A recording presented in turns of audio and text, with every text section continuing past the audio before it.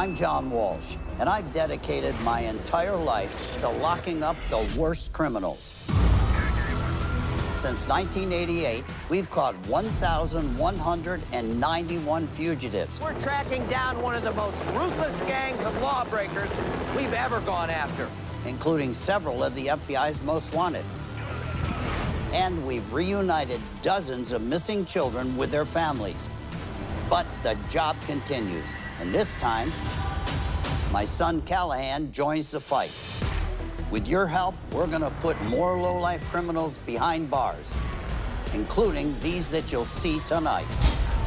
Up first, a nursing student vanishes in the night before her body turns up in the North Carolina woods, and the man suspected of killing her is on the run. Then, authorities bust a sophisticated drug ring on the East Coast.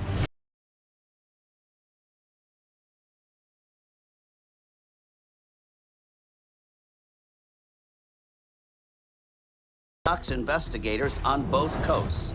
Have you seen the man police say is wanted for this mother of five's gruesome murder? America's Most Wanted is the original true crime series. You can run, but you can't hide. I'm John Walsh. And I'm Callahan Walsh. And this is America's Most Wanted. Tonight, thanks to your incredible tips, the AMW catch counter is up to 1,192 captures. We put another dangerous fugitive behind bars. Now, 2 weeks ago, we asked for your help finding Davy Albaran. He went on the run after being charged with child abuse, molestation, and sexual battery of his own family members who were minors. When his two adult daughters found out what he had done, they made it their mission to find him.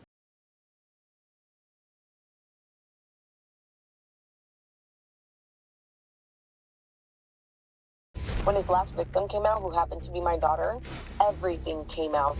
So I found out last year that my father hurt my niece. I got upset and I posted this on Facebook. Like, in a matter of hours, this was viral. I just want to give a big thank you to everyone who's been helping us and supporting us. That means a lot to my family and I. Anna and John Ady's story was so inspiring. I knew America's Most Wanted could help catch their father. What would you want to say to him? How dare you? How dare you? I trusted you with what was most precious to me. You know, I just turn yourself in. That's all I can say. Turn yourself in. We're not gonna stop. He's on my personal top 10, and I never quit. We never quit. Thank you so much. After our show aired, tips started coming in, placing Albaran in the Tampa, Florida area, specifically in the town of Lakeland. Just before midnight on February 18th, authorities surrounded a house belonging to one of Albaran's relatives. Two Polk County Sheriff's deputies and their canine partner caught Albaran in the backyard. Thanks to some quick police work, your tips, and the dedicated work of his own daughters, Davy Albaran was finally behind bars. Any scumbag who harms a child is nothing short of a monster in my book. Davy's daughters, Anna and John Ady, are so grateful to all of you at home. Thank you to America's Most Wanted and anybody who called in with a tip that helped get justice for my daughter. Thank you to John Walsh and to Callahan Walsh and to everybody there at America's Most Wanted. And we did it! Now, that's one more fugitive off the streets, and we know tonight, with your help, we can get that number even higher. Now, to our first case. A young woman immigrates to America to rebuild her life after a personal loss, then mysteriously disappears. She had a really bright future, studying to be a nurse, and made an impression on everyone she met, including the man allegedly responsible for a crime so callous, so brutal, it landed him a spot on the FBI's 10 Most Wanted. Truck Quan Lai Lee, we know her as Sandy. She was from Vietnam, and she came here to live with relatives in Charlotte after the death of her mother. Sandy was a very good student. She was going to school.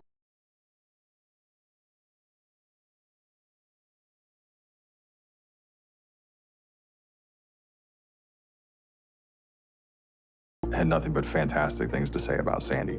Sandy bonded quickly with her co-workers, especially Alex Castillo, who she started dating.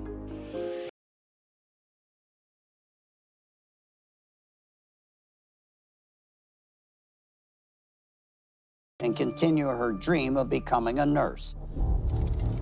On August 9th, Sandy told her family she was running out about 8:45 at night to the local store to pick up something. They were very troubled when she didn't return home because Sandy is very accountable. This just is not like her. When Sandy didn't return home the next morning, her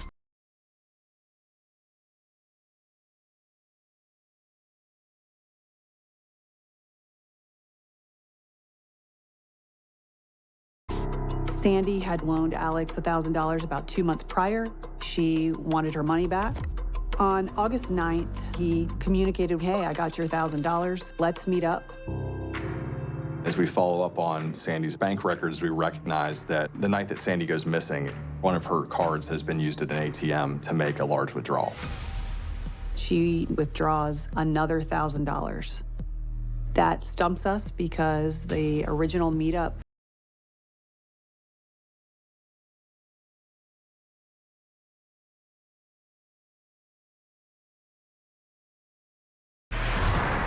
Two days after Sandy's disappearance, and with still no leads, police and family members continued their search of the greater Charlotte area. Meanwhile, 2 other Showmars employees are also reported missing by their families. Charlotte Mecklenburg 911. I want a report. I lost my son. No me contesta el teléfono. Su teléfono está apagado. Alex Castillo and Amia Feaster, who Alex was now in a relationship with, have not returned home or responded to calls and texts in almost 48 hours. When 3 young folks go missing at the same time and there's no explanation, it's not just family members that become concerned. That certainly starts sending up alarm bells for us as well. Then on August 13th,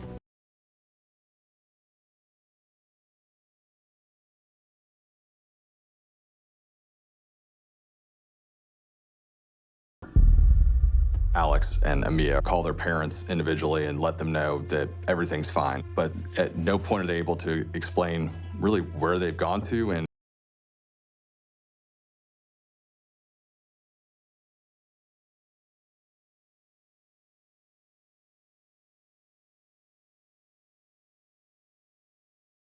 but since Alex was the last person believed to see Sandy in person, detectives think the couple could be hiding what they know about her disappearance.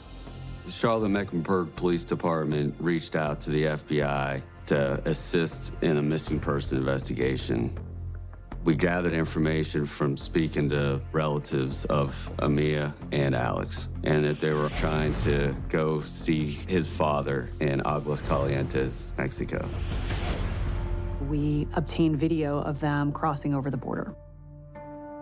You see Alex and you see Amia. It looks like they were packed, ready to go. It was planned. With confirmation that Alex and Amia crossed into Mexico, detectives still needed to find Sandy. Charlotte police utilized every possible resource from the helicopter, canine, patrol, you name it, to actively look for Sandy. Based on phone records, Sandy received a text shortly before midnight on August 9th. And from that, we were able to track her last location. And we were able to zone in on an area close to the woods in Harrisburg, North Carolina. On August 17th, a day after Alex and Amia escaped to Mexico, and 8 days after Sandy made her fateful ATM withdrawal, investigators make a shocking discovery.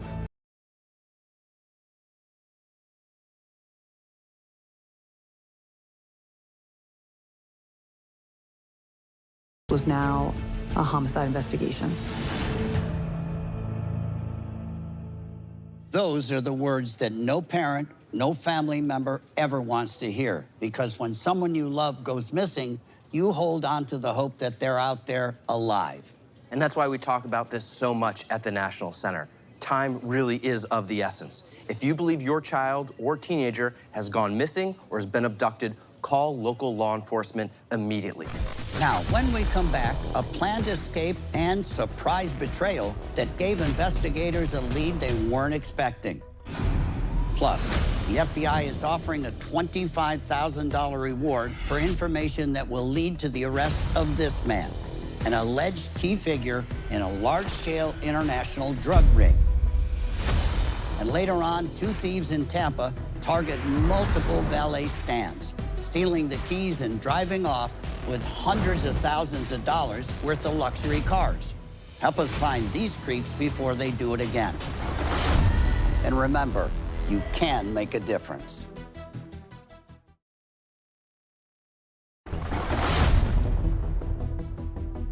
Welcome back to America's Most Wanted. Now, before the break, we saw a missing persons case turn into a homicide investigation. And the two people who were thought to be with her became fugitives, and one of them wanted for murder. So let's see why police need your eyes and ears now more than ever. 2 months have passed since Sandy Lee was found murdered deep in the Carolina woods. Their co-workers, Alex Castillo and Amia Feaster, escaped to Mexico. But as the pair try to evade authorities, troubles arise. Amia Feaster was living with Alex's family in Mexico. She did not speak the language, and it was a lot different than she was accustomed to. In the beginning of October, it's believed that Alex left her. Here she is with a family that she doesn't know, no money, and I think she missed home. Amia Feaster turned herself in. And from there, we coordinated the apprehension to get her back to the States. She does admit that she did drop Alex off to meet Sandy. A robbery was planned.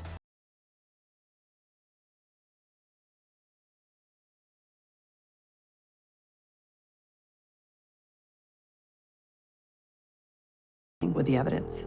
She 100% knew that Sandy was dead. So Amia Feaster was charged with accessory after the fact of a felony, which is the murder of Sandy. We are still looking for Alex. To the best of our knowledge, we believe that Alex is still in Mexico. We know that he's got a strong support system there. Sandy was just a phenomenal person. This case was senseless, it was brutal, it was calculating. And this one here is one that will always stay with me. I don't think Sandy's family will ever lose hope in Alex being apprehended and brought to justice.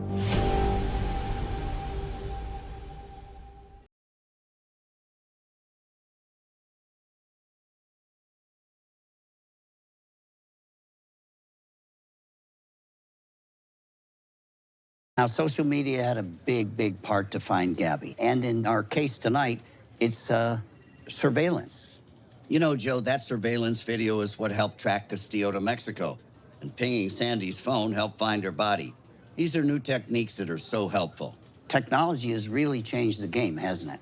It does make a difference. Social media was a huge impact on helping us find Gabby, you know, and it's a huge tool that people can leverage to find their missing loved ones. And the more you can try to get that exposure out there, the better your chances would be. Now, you founded the Gabby Petito Foundation in 2021 after your daughter went missing. And I know you work with local groups as well, searching for missing children. What can communities do in cases like that to help? The more exposure you get, the more people that get, you know, that have eyes on these missing flyers, the more that gets shared. The more that gets shared, the more maybe local or even national news will pick up those stories. And that's what you really want. And that's why stories and stuff that you guys do is important, because it gets, you know, their faces out there. Like the one that we're talking about here, getting his name out there and a picture out there on a national, you know, broadcast is hopefully going to have that huge impact to find him and bring him to justice, because Sandy's family deserves that. Absolutely, that's what we're all about. Investigators told us that Sandy's family found some comfort in the fact that her body was able to be recovered. What would you tell her family? How do they keep going? You and I talked about this. How do you take a tragic loss and deal with it? No, that's it. You actually gave me some of the best advice, you know, during that time. And you can go down that dark path, or you can go to kind of what you do, the pain into purpose type of deal, you know, and really try to focus on healing that way. And that's something that I do. That would be my recommendation. I don't know what's going to work for them, and to be honest with you, I'm still trying to figure out myself. God bless you for what you're doing. Your daughter's up there going, go, Dad, go, Dad. I hope so. You know, I'm hoping at the end of the day, after all the work that we do collectively together and all the help that everyone got and all the support, it's got to continue for others. Well, keep up the good work. You're making a difference. We're proud of you. Thank you, John. Thanks for being here. Cal, thank you very much. Have you seen Alex Castillo?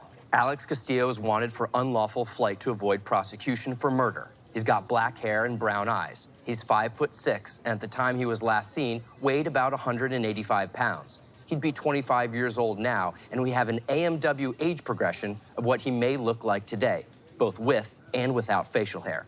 Authorities have a strong reason to believe that Castillo is hiding out in Mexico, but he may be in Aguascalientes, where he has family, or the Mexican states of Guanajuato or Veracruz. It's also possible he's made his way back to the States. He has ties to Phoenix, Arizona, and his last known residence was in Charlotte, North Carolina. He's one of the FBI's 10 most wanted fugitives, and they're offering a reward of up to $250,000 for information that leads to his arrest. Doesn't matter if you live in the U.S. or are friends in Mexico. If you have any information, remember, you can always remain anonymous. Call us or go to our site, 866-AMW-TIPS or AMW.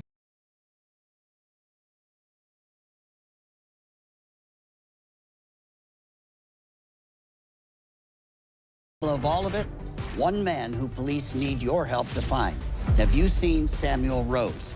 And later on, a woman is murdered on the East Coast, and the DNA from the scene links the suspect to an assault 5 months earlier on the opposite side of the country. And the dangerous suspect is still out there. But first up throughout the show tonight, we'll be featuring local crimes that we need your help to solve, maybe right where you live. Police need your help tracking down a pair of suspects who have recently stolen luxury vehicles from more than one valet in the Tampa, Florida area, in possibly up to 5 related incidents.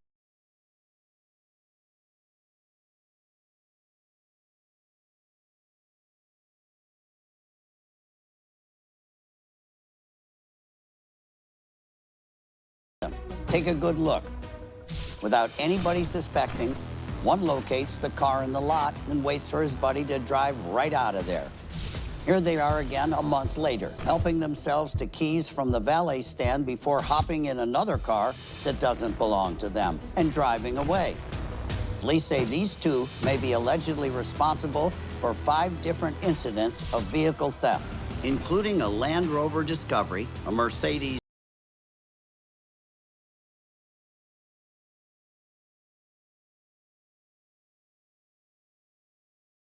Tips or AMWTips.com.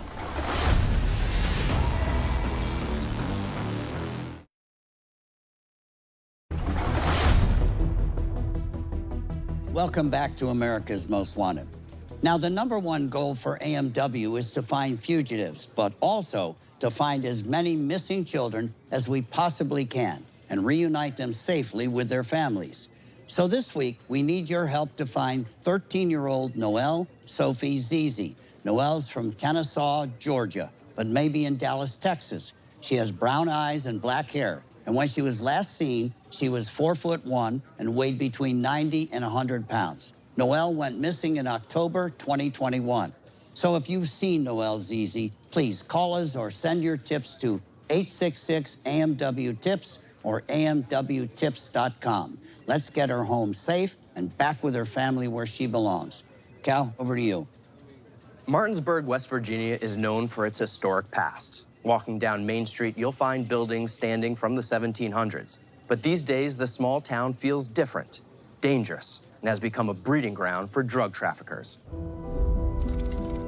Martinsburg, West Virginia is a very friendly, close-knit town, about an hour and a half from Baltimore, Maryland, and about the same proximity from Washington, D.C., where you really do get to know your neighbors. Unfortunately, our proximity to the cities makes us an easier target in the drug epidemic in our area. But with a high level of addiction in this state due to its bad job market, dealers and suppliers in large cities look at us as a cash cow in a sense. A lot of the local dealers that we see in West Virginia are children that grow up in the juvenile justice system that we've dealt with when they were students, engaged in low-level drug transactions, and as they become adults, they become higher-level drug dealers, like Sammy Rose. Samuel Rose is a community member that grew up here in Martinsburg. He's a very intelligent person. who used that high level of intelligence in his criminal activity. And unfortunately, we've had dealings with Sammy Rose through the years. He's been involved in violent crimes for years. In 2000, he committed armed robbery, pistol whipping an individual. In 2007, Samuel Rose was selling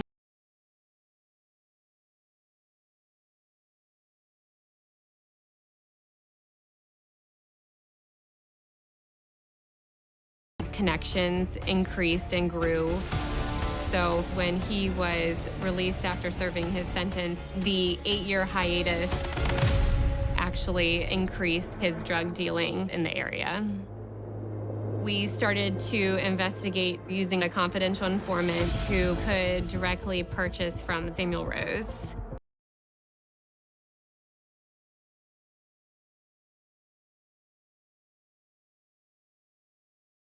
Larger quantities of narcotics than we had known him to access before his arrest.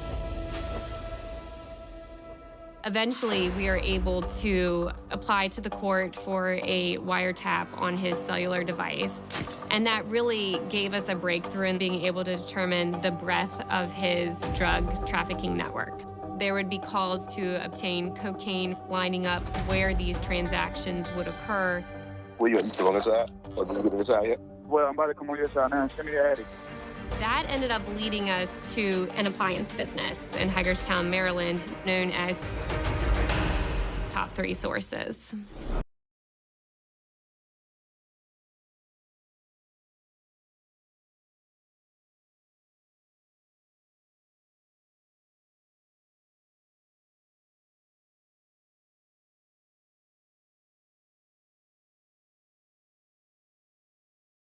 We saw appliance shipments at odd hours of the night, and it appears that shipments are coming from a connection within the Dominican Republic. So that was suspicious. We intercepted communications regarding drugs being trafficked from the Dominican Republic.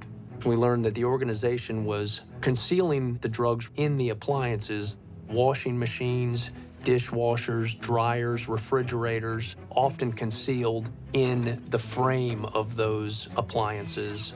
Those appliances are then packed into large sea containers, shipped up to a port here in the United States. Those sea containers are loaded onto trucks and then transported to Hagerstown, Maryland, where Top 3 Sources was located.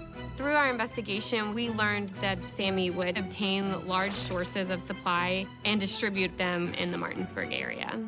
At this point, we understand that Samuel Rose is a member of a much larger organization. The owner of Top 3 Sources was identified as Lennon Erasmo Lunamoto, also known as Poppy. He was at the head of the drug trafficking organization. His right-hand man was Juan Manuel de la Rosa Tejada, and he was known as Little Poppy.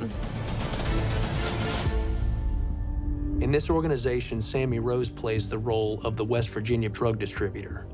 It's a huge role for the organization because all the money that comes from places like Martinsburg, West Virginia, makes its way into the organization through the drug sales of Sammy Rose. At this point, we had been involved in the investigation for almost a year. We learned that Top 3 Sources had residential units, and at least one housed Little Poppy. So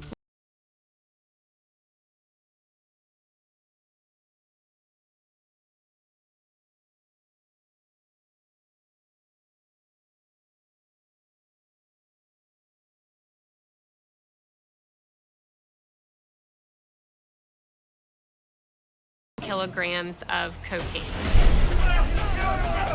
Arresting Little Poppy was a huge accomplishment. Taking that individual out of the equation was going to have a huge impact for this organization's activities here in West Virginia. The next step is to remove Samuel Rose. We're seeing an unprecedented crackdown on high-level drug traffickers right now. Last year, in what they called Operation Blue Lotus, Homeland Security seized 900 pounds of fentanyl and 600 pounds of methamphetamines at the southwest border. And keeping that off the streets, well,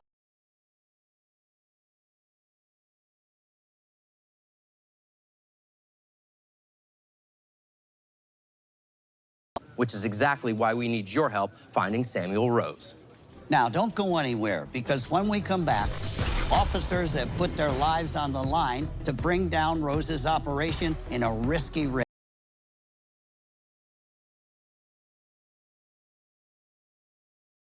Stunning secret for his entire life. A case we even featured right here on AMW way back in 2010. Bank robber turned fugitive Ted Conrad. You won't want to miss this.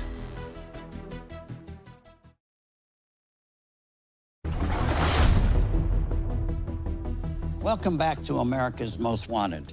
Now, before the break, authorities had tracked a West Virginia drug ring all the way to the Dominican Republic. A sophisticated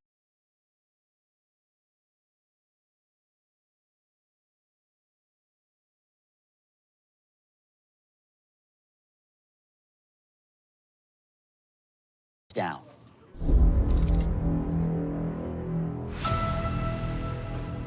The amount of drugs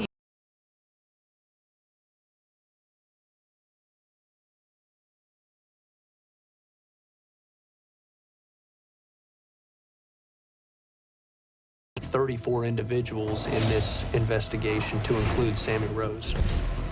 When our officers went out to effect his arrest, we were unable to locate him. At that time, we realized that Sammy Rose is on the run. 2 years after the indictment, in September of 2023, the owner of Top 3 Sources, Lennon Erasmo Lunamoto, also known as Poppy, was finally found and arrested in the Dominican Republic, and he was sent to the United States to face charges. Sammy Rose is the last major player from this organization that we've yet to apprehend. We know he has family and friends in the area, so we do not believe that he would stray far from some type of support network. The FBI has put forth a reward in the amount of $25,000 for any information that leads to the successful apprehension of Sammy Rose. He's been involved in drug trafficking. He's been involved in violent crimes. We believe that Sammy Rose is a very dangerous individual. He's on the run, and he does not want to be apprehended. That's why this is very important to us, that we can get this threat off of the streets. Now we're joined by someone who knows firsthand how drug trafficking works and has put many of these types of criminals behind bars. Former DEA agent Bill Bodner. Great to be here, guys. Nice to meet you, and congratulations on 32 years.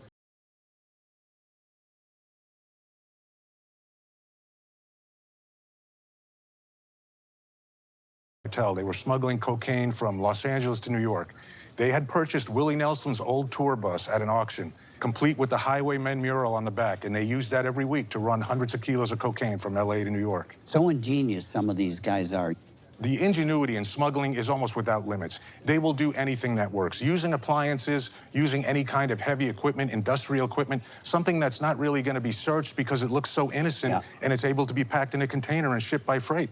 In this case, the drug ring was out of the Dominican Republic. They were highly sophisticated. What kind of manpower does it take to run an operation like that? It takes a lot of manpower. Like, this is obviously a large, complex organization, and we saw the indictment of 30-plus individuals. That's a lot of work to put that type of case together. How crucial is Rose's alleged part in this drug ring? It's extremely crucial, John. He is the man. He's the one that can convert the drugs to cash. Don't forget, these are greed-based businesses. The real reason they're doing this is because they're greedy. They want to make money. He's the one that has the customers, and he can turn that product into cash. He's a valuable person in this conspiracy. Back in the day, it was the big boys only. Now it's into these little towns, and it devastates these towns. Especially in West Virginia. I mean, they were hit hard by the prescription opiate epidemic in the late 90s, early 2000s. And as a nation, as we tightened up on the prescriptions, the demand was still there. So what happened? The drug dealers recognized that, and they started stepping in, filling that void since that time. We know Rose had most of his ties in West Virginia. in your opinion, do guys like him stay in that area where he has connections, or do you think he's on the run somewhere else? He's probably in the Middle Atlantic region, Cal, and I suspect that he's got a taste of the life from drug trafficking. If he needs money, he's going to still be involved in drug trafficking, probably working with some of the contacts he has in the area. So you think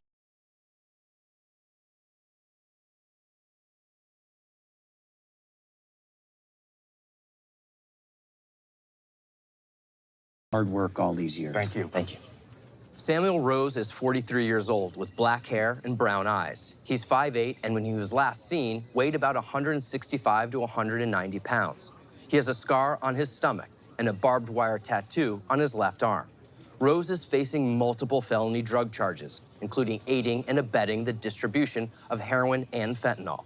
He has close ties to Martinsburg, West Virginia, and the surrounding areas of Washington, D.C., Baltimore, Maryland, and Prince George's County, Maryland.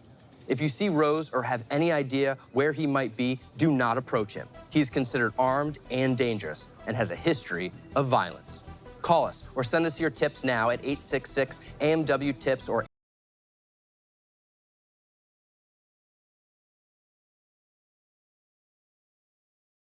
across the country in Los Angeles. Can you help us identify this dirtbag? Plus, a dying confession unlike any other. This fugitive reveals his real identity to his family. All this when we come back.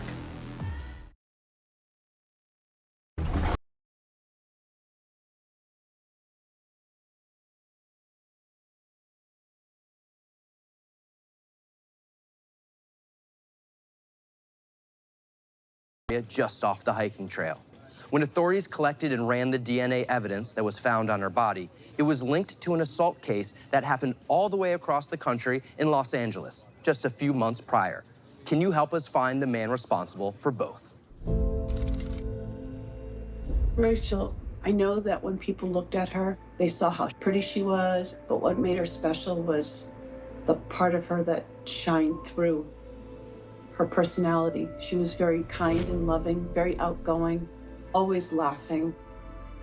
Rachel Morin was a single mother of 5 kids who ran her own business, a cleaning company. And on August 5th, 2023, she headed out on the Ma and Pa Trail around 6:30 in the evening. When she didn't come home, her family knew right away that something wasn't right. The next day, her car was found, still parked at the trailhead. And soon after, so was her body. We're never going to be able to have Rachel back.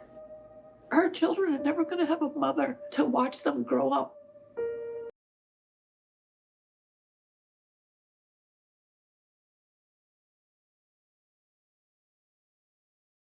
To get justice for Rachel Morin and hopefully bring peace to her family. Authorities didn't have much to go on, but they collected DNA samples from Rachel's body. This DNA was put into the National DNA Database used by law enforcement. And what they discovered next would baffle everyone. This DNA evidence has come back as a match, tied to a home invasion and assault of a young girl in Los Angeles this past March. Hartford police were shocked to find that Rachel's killer had left a DNA trail behind in South Los Angeles. They learned that on March 26, 2023, he had entered a Los Angeles home and attacked a young girl. He was captured leaving the house by a home surveillance camera. The suspect left behind a hat, which is how the LAPD was able to obtain his DNA. Not to have any real definite information about what happened to Rachel. It's like we have no hope. We have no closure. These victims and their families deserve justice, and we need your help to get it. Now again, the first incident tied to this suspect happened in Los Angeles on March 26th of last year. 4 months later, on August 6th, Rachel Morin was found dead along the Ma and Pa Trail in Bel Air, Maryland. And the DNA from that crime scene matched the DNA from the incident in LA. This was a mother who left behind 5 kids. It's very possible that there are more victims out there. But recently, authorities released a couple sketches of the suspect, so take a good, long look at this guy. In one of them, he's wearing a hat, similar to the one left behind at the crime scene in Los Angeles. He's described as a male in his 20s who's 5 feet 9 inches tall and weighs about 160 pounds. There is a $35,000 reward for any information that leads to the identification and arrest of the man that murdered Rachel Morin. Please, if you know anything, contact us immediately. Do the right thing. Call 866-AMW-TIPS or go to amwtips.com. And we have a very interesting vault case this week. Dad? Now, this one is pretty special. In 1969, Ted Conrad walked out of the Society National Bank with a paper bag containing $215,000. More than 50 years later, as he lay dying, his daughter Ashley was shocked to find out that her father had committed one of the biggest bank robberies in the history of Cleveland, Ohio, and had lived his entire life under a different identity to avoid arrest. We're going to talk to her about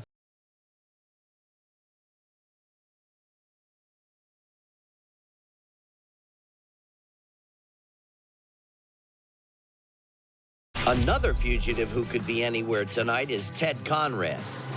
An all-American kid with boyish good looks and charm to match, Conrad grew up in Cleveland, Ohio. In 1969, he got a summer job. Ted Conrad had been the vault teller at Society National Bank. But he had bigger dreams. Ted Conrad had been obsessed with a movie known as the Thomas Crown Affair. And his friends tell us he watched it at least 6 times. And the movie was all about a bank heist. And it appears that Ted Conrad may have modeled himself after that. According to the FBI, on July 11, 1969, Conrad left the bank with his lunch bag. Inside of it, $215,000. When tellers realized the money was gone, they noticed Conrad was missing too. The daring robbery made national news, but Conrad vanished. If you know where Ted Conrad's hiding, please call our hotline to take him down. Now we're joined by Ashley Randall, Thomas Randall, a.k.a. Ted Conrad's daughter. Thank you for being here. Thank you for having me. Appreciate it. Thanks for being here, Ashley. You know, for 52 years, your father hid his identity, was running from the law. I mean, you had no idea this was going on. We had no idea. My dad was diagnosed with terminal lung cancer in the spring of 2021. And about a month before he passed away, he said, "Ladies, I changed my name when I moved here. The authorities are probably still looking for me." And you two passed out. No, what? We thought at first it was a weird dad joke, like trying to lighten the mood. I Googled him that evening, and I just found page after page of,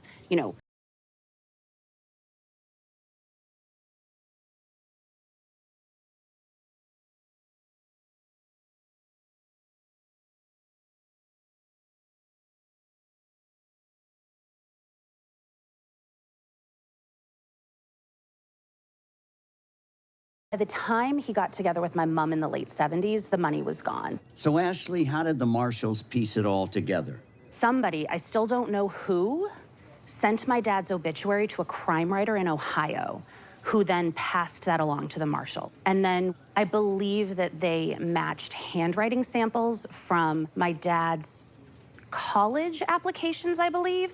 And then my parents filed for bankruptcy in 2014, so they had his signature on public record there.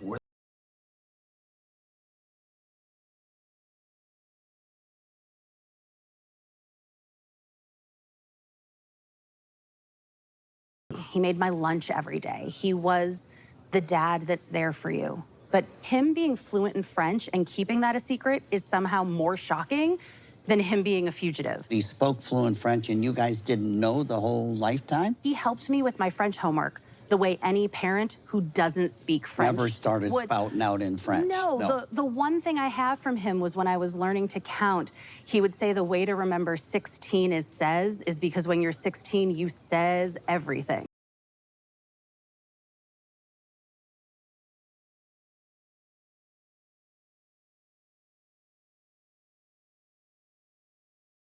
Filed your dad on America's Most Wanted. So it closes that chapter, and I'm glad he didn't go on to a life of crime or hurt anybody else. As am I.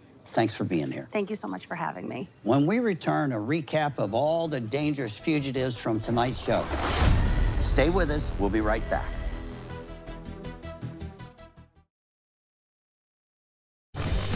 Horrifying surveillance video of a midday murder in cold blood. It happened last September on the 7300 block of 19th Street in Philadelphia. Police have now ID'd the shooter, 39-year-old Rodney Zellers, and need your help to find him as soon as possible.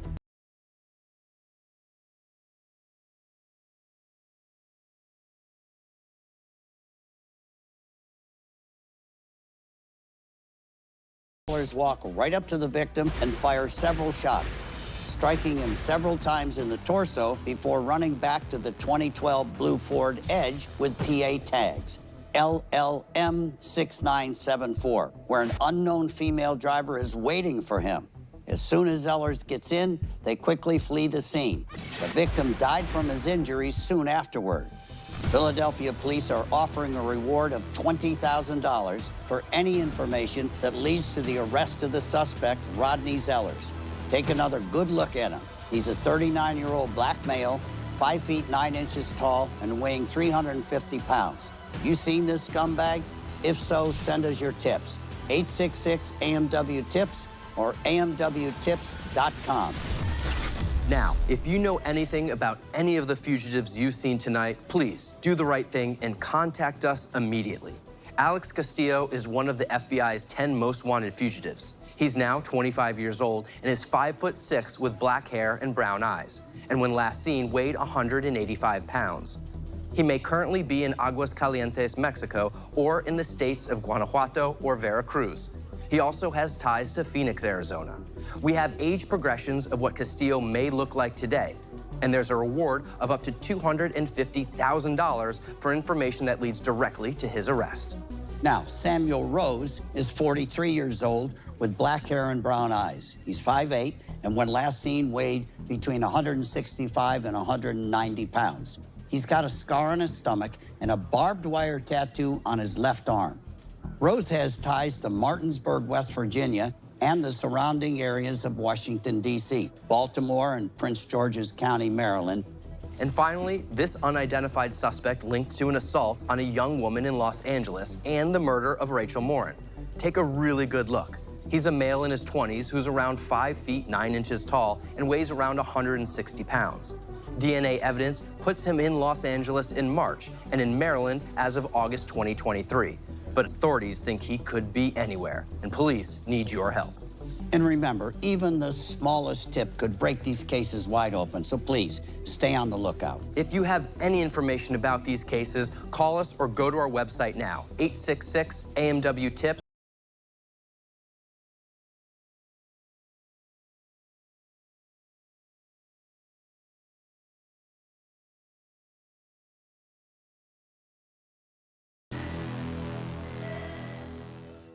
Ooh, ooh,